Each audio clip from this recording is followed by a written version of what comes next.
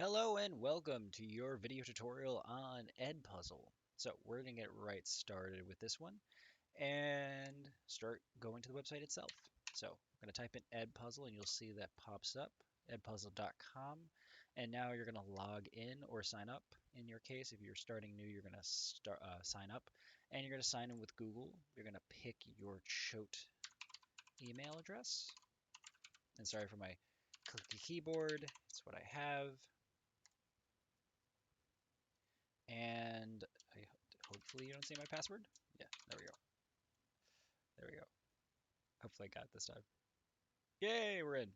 Okay, so the first thing you note is I already have a classroom set up, but this is actually should be the home page what you see. If you notice science in your school, that's a big portion of why I wanted everyone to use their Choate email because you have Choate Resume Hall already as a school in the program, which means that everyone here, a lot of Dr. York stuff is here in terms of showing what is available. If we go back, actually, you can see other subject areas like math, for instance. That's for me, let's say literature, language, and arts. We have one by Catherine Rose Noonan with her as well. And let's see, history and social studies, we have Joel when he was using it as well. So the big thing I want to note on the side of the popular channels. The one nice thing about Edpuzzle, and you'll see, actually, let's go back for a moment, is a big difference between my videos and Dr. York's videos is a lot of her videos she's using from online sources. So if I go to YouTube, I can search anything in terms of, and just do a local search here. Let's say I want to do, I don't know, mitochondria. Okay, this is where I'm showing if I can spell. Okay, that's close enough. Thank you. I think that's right. And then you have all these different sources that you can use automatically to pick and use that as your uh, content. Now, for me, I'm actually going to use my content for this, and I'm going to grab, in this case, one of my videos, and I think I have the paste still here. Let's see if I have it. I believe I do. I think so. Copy. Just trying to make sure. Sorry about that. And I'm going to paste it right here, and that's the URL.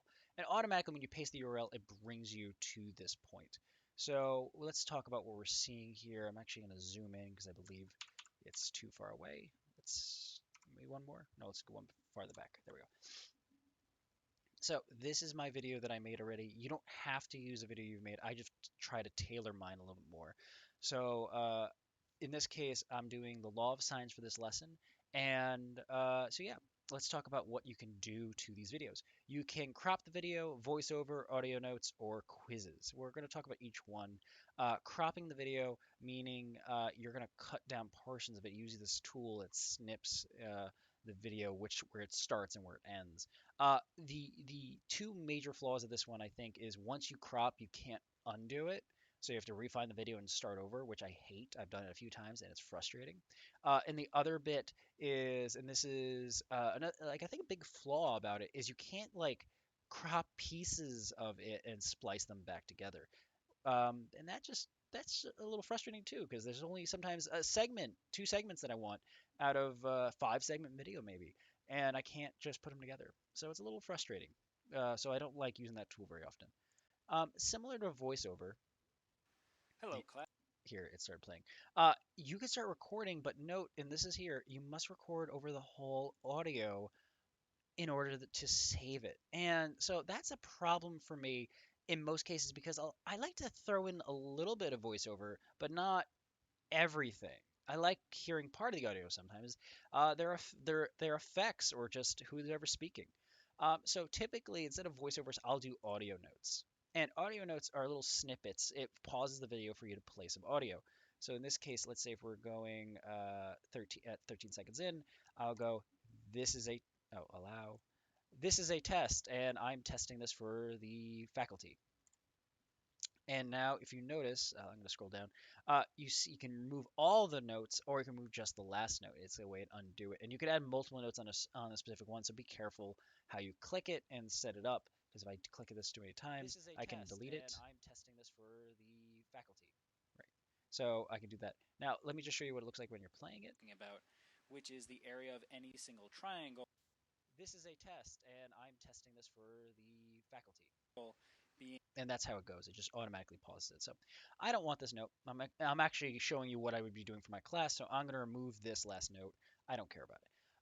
The audio notes, if it was a different video, I probably would add some. But in this case, I actually only want to use the quizzes tab. And the quizzes tab, I find the most functionality for at least my content. So we're gonna go through. I recognize what I wrote for this video. In this case, I basically set up a derivation to find the law of sines. Okay, and I think it's around here that I. and divide each one by these terms. Look what happens here. So this is where I would say I typically like to throw in, if I click the question mark, I'm brought up with these options, and there's three different options. And for this one here, I'll talk about each one separately. I'm actually going to use each one in this video, but this one here, I'm going to click this tab on the right. This is a comment where basically I'm trying to send a text message to the students while they're watching the video. So it'll pause the video to show them this text message to say, take a moment to do this derivation for yourself. What do you get? And they don't actually have to submit anything for that. It's just, for them to be thoughtful about their notes. Remember, this is the taking the place of an actual class. So it should be them actually trying to be paying attention and what's going on and being present for the video lesson. So this continues forward for a while. Not a big deal. Equal Uh, to the report. we are not going to play that audio so you don't hear that twice. God, that's like a hell on earth. All right, and then I bring it to an example. So I do the derivation, then I bring it to an example, and I go through doing part of it. If you know, it's side AC and side BC. And in this case, for side AC, I do it out for them. Side BC is on their own to solve. So I will set up AC. Sorry, I'm trying to find it. Okay, and then I should start the next one. Okay, let me see. Now, I should say I am holding down the click button and dragging it to where I want it to go. We begin to solve for BC. All right, and I'm just going to pause it there and say, now I'm going to add the other feature. I'm going to click the quiz button again, and now I'm going to add the actual question. So what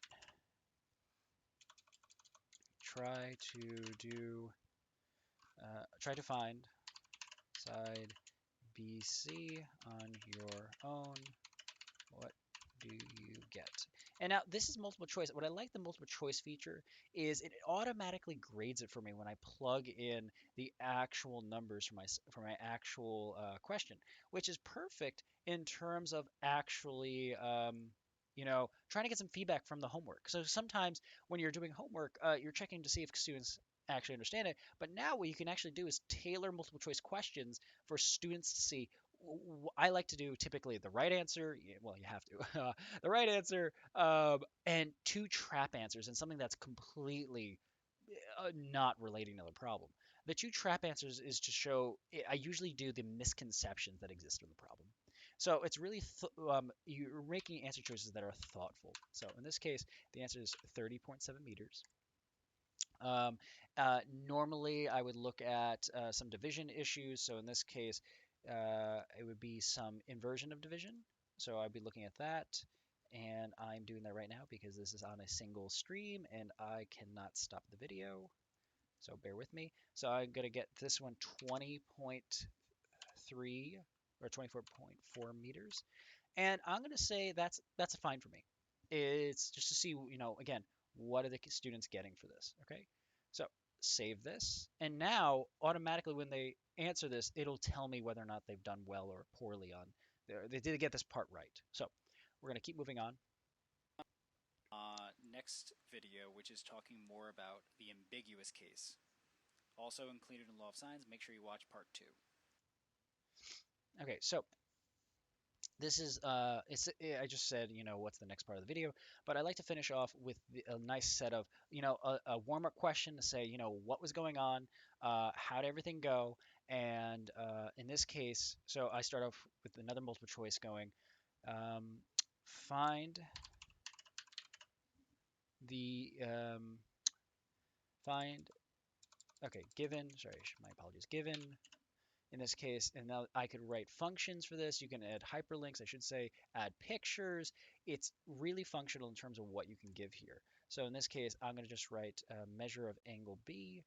I think there's an angle for, it's been a while since I've done angles in here because I've used a lot of old material in terms of trying to actually, that's what I like about this system is I can use old material, but I did notice that this video was ending at a different point for my school year, when I was in the term. I don't see an angle offhand. I'm wondering if I can type in angle. Try to remember. Try to remember which one it is, because if you actually look at this, this is. Yeah, let's see. Oh, there we go. I used the wrong type. Angle. There we go. And angle B. Does it write it? Oh, it shows you a preview if you have it right. And this is equal to 143. And where's my degrees? I'm pretty sure I'm just going to do a slash degree. Slash degree. All right, and there you go. So that's me writing that portion. And there's a little formatting error, but it's not enough to throw students off. It's throw to throw off my program though.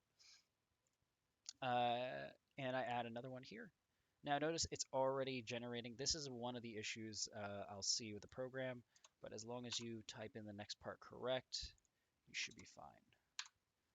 And if you run into more errors on this when you're working through this in the future, let me know, and I'm more than happy to troubleshoot some stuff out with you. And B equals 37 inches. Let me space that out, just formatting. Find C. Okay, so in this case here, the answer is going to be 16.9 inches. And I would add some other ones. In this case, just trying to say what would be some trap answers. And I'm going to have to edit this one out more. So I'm going to just put some fake stuff in. I can edit that later because I don't have my trap answers yet set. So I'm going to now say that at the end of the video, I typically add more. So I will add another one here and say at this plus symbol at the top. And now I'll start doing open-ended discussion questions. I want to hear feedback from the students actually writing out their thoughts. So some of the major ones I like to think about is what content was delivered in the right way or wrong way, and what questions do students still have at the end of this video. So the main one I like to say is, what topic would you like to start, oh sorry, begin the next class? And my students know that is, what is there something in this video you would like to review?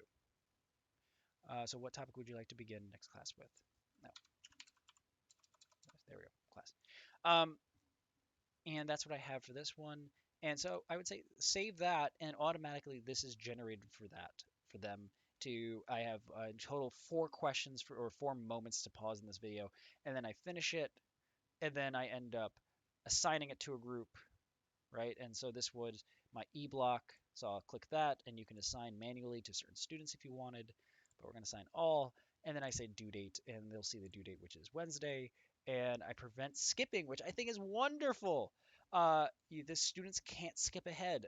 Sometimes you can allow that, but sometimes, there's certain content that the students want to just jump to the end of the video, and I'm like, no, don't do that. So that's what I do for them, and also turn on closed captions. I don't normally do that. That is a for more or less students to end up looking at it in terms of trying to find seeing the text. So that's your video tutorial on how to do this. I just set up mine for you guys. Please let me know if you have any questions. You can all reach me through email or see me when you stop by or just around campus at all.